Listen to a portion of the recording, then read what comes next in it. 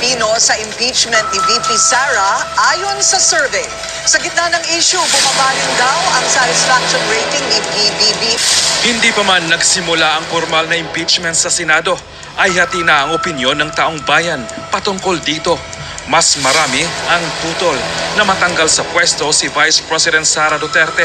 Patunay lamang ito na naniniwala ang karamihan na walang ginagawang mali ang pangalawang Pangulo at panay pamumulitika lamang anya ang ginagawa ng Kongreso upang tiyaking hindi na makatakbo pang muli sa 2028 national election ang isa pang Duterte na posibleng maging Pangulo ng bansa.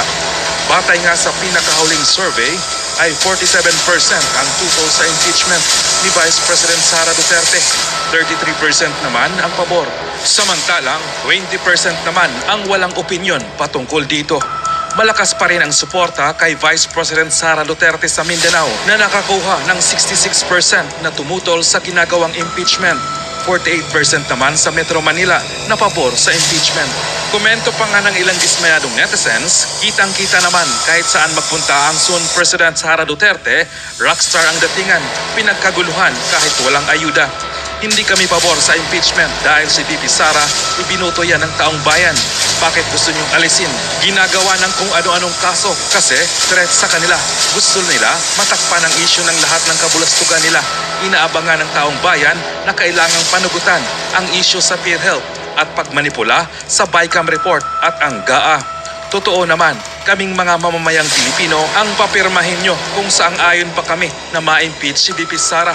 Hindi yung mga balimbing na senador at congressman, kami ang bumoto sa kanya para manalo. Kaya kaming mga mamamayan ang may karapatan. Hindi sang-ayon ang mayorya ng mga Pilipino sa impeachment ni VP Sara ayon sa survey. Sa gitna ng issue, bumaba rin daw ang satisfaction rating ni PBBM. Okay. Dalawa po yan. Good news po para sa atin. Una, ayaw ng masa sa impeachment kay VP Sara. Pangalawa, trust rating ng presidente nyong si Marcos bumaba. Okay? Pero ngunit babala. Medyo hindi ako sang-ayon. Bakit, Coach Oli? Tingnan nyo po. Ang detalye sa agenda report ni Hannah T. Nako, palakpakan naman ba ng pambira ng mga sip-sip? Mga timpayaman, palakpakan! Alam nyo may sinasabi sila. Ang kada palakpak may 150. 150 para sa'yo, 150 para sa'yo, 150 sa'yo. Ayusin mo ang bahay mo, magpa-construction ka, bili ka ng bulletproof na sasakyan. Pasok! Imasin ninyo ang puwet ni Tamba. Ay, sorry po. Bastos din. Baboy yung baboy. Nga palang mag-convene ang impeachment court para kay VP Sara, pero hati na ang sentimiento ng publiko. Sa kabila nito, naniniwala ang ilang Anong hati ang sentimiento ng publiko? Hindi po, tingnan nyo nasa background. Kung makaupo ka, Raul Manuel, wag ka ganyan, para kang bakla. Oo, yung upo mo, Raul Manuel, parang bakla. Ayusin mo, diretso. Sige. pabatas na magbabago pa ang pananaw ng karamihan sa oras na umusad na ang paglilitis. Siguro doon masasabi natin at makikita at maliliwanagan ng mga kababayan natin kung ano talaga ang laman nitong impeachment complaint. Tawa na naman po tayo. Chua, balita ko, ikaw ang Team Suka. Bakit? Bakit Team Suka? Sinusuka ka na dyan sa Maynila, talo ka raw. Balita ko, kinanlong ka lang ni Isko, ikinampanya ka lang. Balita ko lang naman, totoo ba yan? Hindi ka maboboto kung hindi dahil kay Isko. Ngayon, wala ka na. Niyari ka na ni Isko. Sabi ko sa iyo kaya boto po sa Maynila, panalo po dyan si Isko. Ang bira, Kachua, Di bale, meron ka namang 150 million reasons. Baka hindi lang 150 million ang reason nito ni Chua na ito. Team Payaman, palakpakan. Batay sa WR Numero Survey, 47% ng mga Pilipino ang hindi pabor sa impeachment ng bise. 33% ang sumusuporta, habang 20% ang walang opinyon. Kaya mabigat ito, ha? Okay. 47% ayaw. Okay? More than half, almost half ng Pilipino ayaw sa impeachment. Mabigat po yan. Almost kalahati. 33%, ibig sabihin sa bawat 10, tatlo, more or less, ang pabor lang. Pero ang titingnan po natin dito, ito po ang matindi.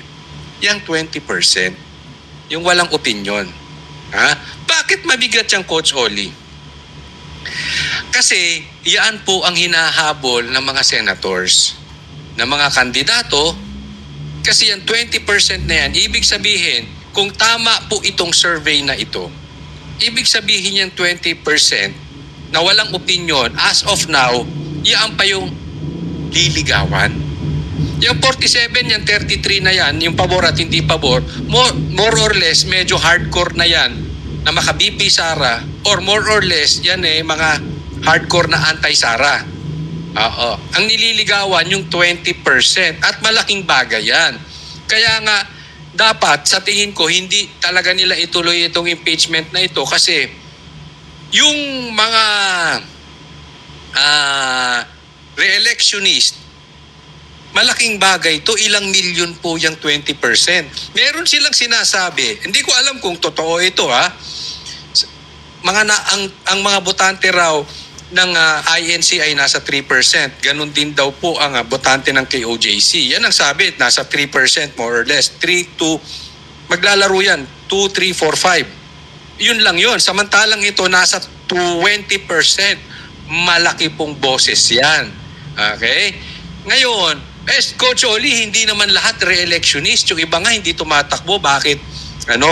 Dapat sila maging concerned. Alam nyo kung bakit? Yung sinasabi nila patungkol kay Tulfo na yung bawal, dapat ipagbawal na yung anong tawag nila doon?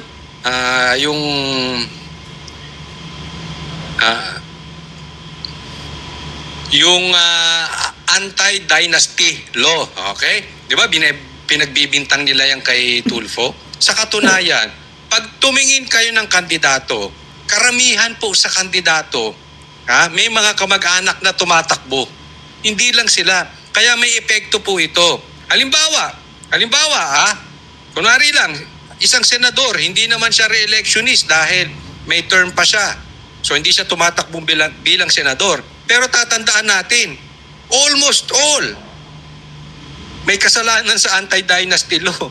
O bakit? Karamihan dyan may mga kamag-anak ng takbo kung saan-saan. Wag na tayo magpasikot-sikot pa. Hindi lang naman ang Tulfo, hindi lang naman ang Duterte, pati naman ang Marcos, pati naman ang Aquino, lahat naman sila dyan.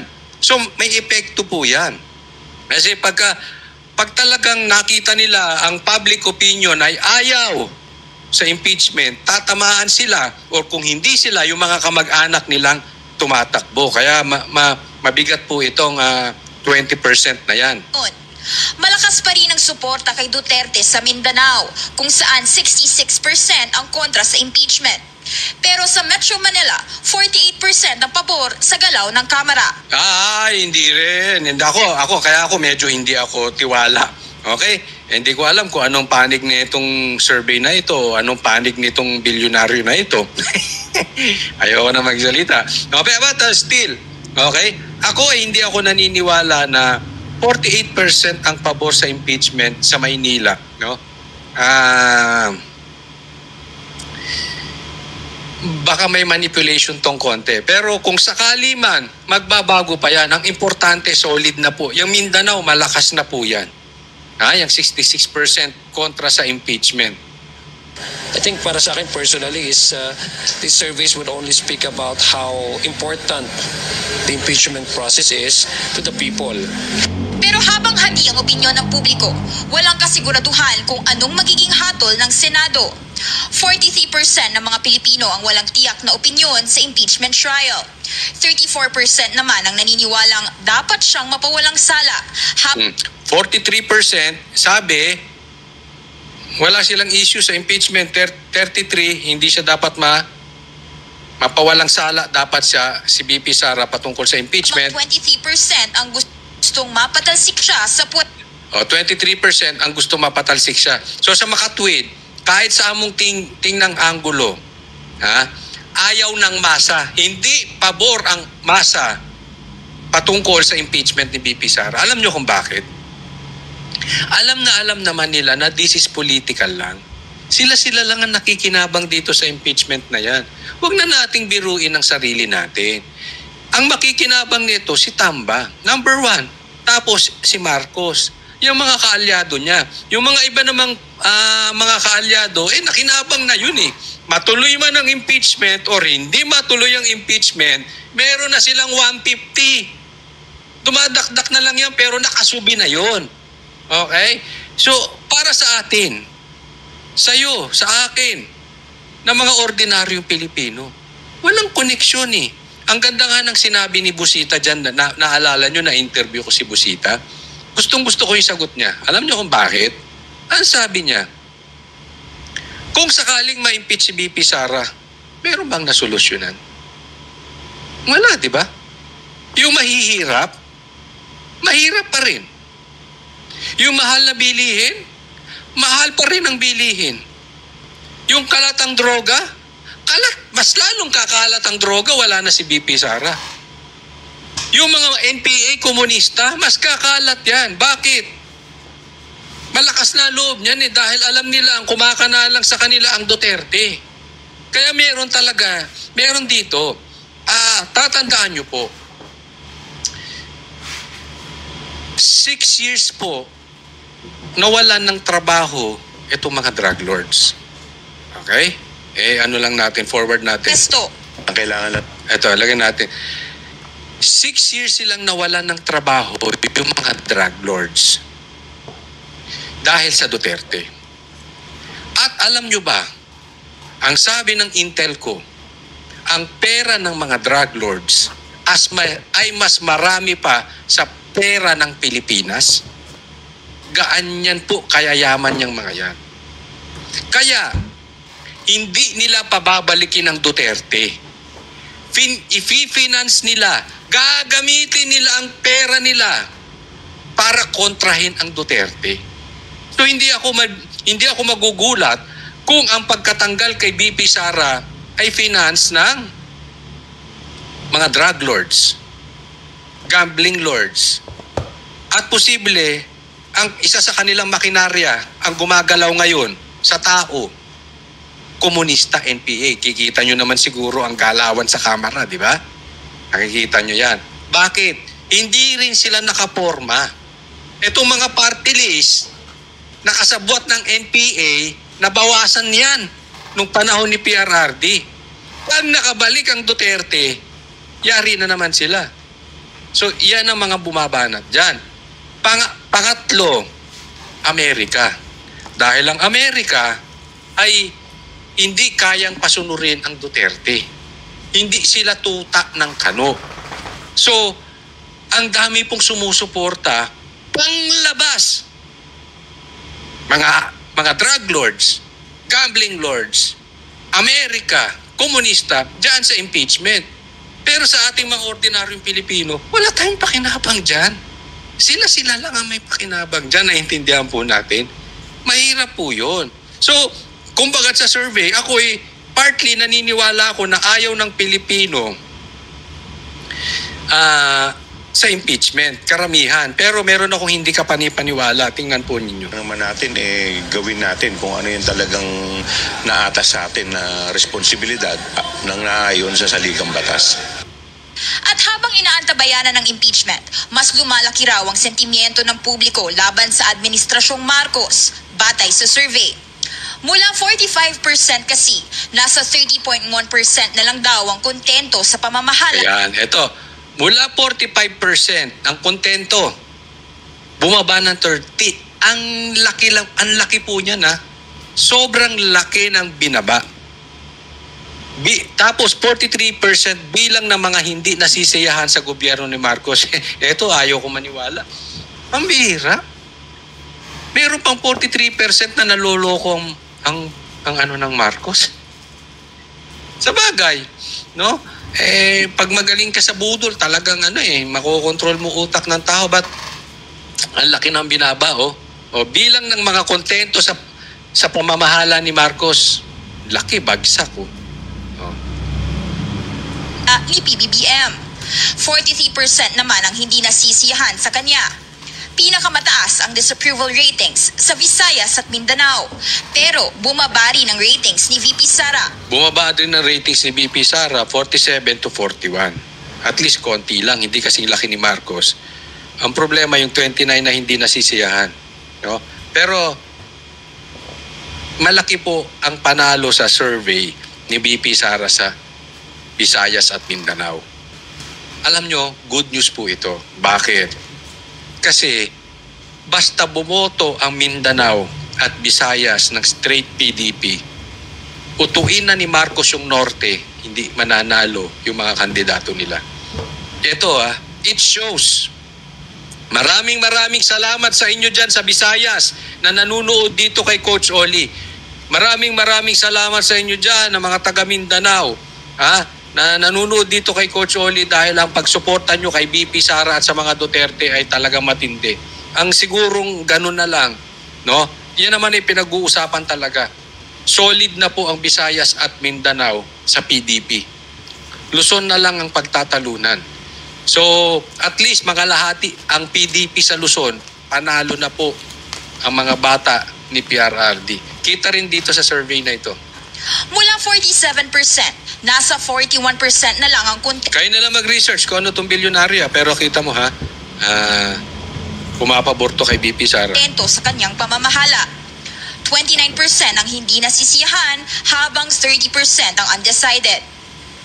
Ayon sa isang political analyst, masyado raw malaki ang porsyento ng undecided o neutral sa naging survey. Hamon na raw ito sa administrasyong targetin sila sa kampanya sa mga susunod na buwan. Battleground na raw ang malaking hanay ng mga Pilipinong hindi pa kumbinsido sa performance ni na PBBM at VP Sara. Kaya malaking bahagi ng labanan ngayon will be the narrative, will be perceptions, will be ano ba yung messaging. No? Kaya tingin ko malaking bahagi in the next few months will be an air war para dito sa mga undecided. No? Yan ay clearly disenchanted sa mga policies ng gobyerno, especially in relation sa inflation, in relation sa employment, in relation sa wages, etc. Sa issue ng impeachment, Hindi ko na i-discuss yung wala akong tiwala sa mama na yun. Lahat ng sasabihin nun, sarcastic. Lalo na pag nai-interview siya ng isang Christian. Huwag mo nang pansinin yun, mga yung dilawang tae, wala na yan. Umiepal na lang yung mga yan. Yung mga, ay nako. But anyway, kaya alam ng Marcos, tingnan nyo to alam ng Marcos na meron pang 20% na pinagtatalunan kung sino ang makakakuha niyan, Duterte ba or Marcos. Kaya nga nag-hire sila ng secretary. Babaguhin ang mga secretary ngayon. Secretary tsaka undersecretary. Anong ginagawa sa mga secretary ngayon? Tagabanat sa mga Duterte. Diba? Ganyan po ang secretary ngayon. At sila mismo, inamin mismo ni Jay Ruiz. Ito si Jay Ruiz ay kaklase pa namin nung high school. Okay? Ni Attorney Vic. Magkakaklase po kami niyan. But para sa akin, kung magpapakalat siya, kasi sabi nila, kukontrahin nila ang fake news. Ang problema sa kanila, para sa kanila, pagka hindi pabor kay Marcos, fake news. Pag pabor sa Duterte, hindi fake news. Pag against sa Marcos, fake news. Pag against sa Duterte, hindi fake news. No? But kahit kaklase pa namin yan, si Jay Ruiz, babanatan natin yan. Asahan nyo. Kahit nga si Atty. Vic, nung nasa kampo pa siya ni Marcos, binabanatan din natin eh. Wala po tayong kaklase dito. Sa atin lang, siguraduhin ninyo na pagsasabihin ninyong fake news ang pinapakalat ng Duterte, siguraduhin yung fake news. Kasi yung amo ninyo, number 1 fake news. Sinabing walang pumasok na baril sa KOJC. So, alam na natin kung saan patungo yung diskarte ni Marcos. They are hiring secretaries paid by the people, binayaran ng taxes ng bayan para magpalabas ng maling balita patungkol sa Duterte. Diyan na papupunta yan. Pansinin mo yun ang kanilang narrative parati. Yan ang spin nila na ginagawa ngayon. Fake news ang mga Duterte, fake news ang mga Duterte. Ayan. Kaya kumuha sila ng isa pang fake news vlogger na yung kamag-anak ni Castro. O, di ba? No, another Castro, another fake news. Impeachment. 56% ng mga Pilipino ang naniniwalang dapat manatiling neutral si PBBM. Oh. 56% ng mga Pilipinong naniniwala dapat manatiling neutral si BBM. Sasabihin ko na sa inyo, tama yan, dapat maging neutral si BBM. Pero hindi ako naniniwala kay Marcos. Alam mo sabi ni Castro, yung bago niyang taga-tahol, ang sabi ni Castro, ito daw si BBM ay hindi mananawagan ng special session para dinggin yung impeachment ni BP Sara. Bigla akong kinabahan. Alam niyo kung bakit? Kasi lahat na lang ng sinabi ni BBM kabaligtaran. So, ibig sabihin, sabi niya, di ba, ayaw ko sa impeachment. Pero pumirma yung anak niya. Ayaw ko sa EDCA, pero pinapasok niya yung EDCA. Di ba? Ang mga sinasabi ni Marcos, puro kabaligtaran. Gusto ko sa unity, pero binanatan si BP Sara nung pinsan niya. Kabaliktaran lagi ang sinasabi nitong sinungaling na presidente nyo. At ang sabi ni Castro, hindi raw magpapatawag ng special session si Marcos. Patay tayong bata na to. Ibig sabihin yan, si Marcos ay magpapatawag ng special session. Asahan nyo, itagaan nyo sa bato. Tingnan ninyo. Bilangan nyo lang ng araw. 24% ng mga Pilipino naniniwalang dapat hadlangan niya ito. Isipin mo 56 kailangan neutral siya. 24 kailangan hadlangan niya. At 20 lang ang dapat suportahan niya. Lahat po ito, 80% ibig sabihin, pabor, na dapat si Marcos ayaw sa impeachment. Or neutral. Di ba? Mapa-neutral o ayaw, pabor kay BP Sara. So 80% favoring the position of BP Sara.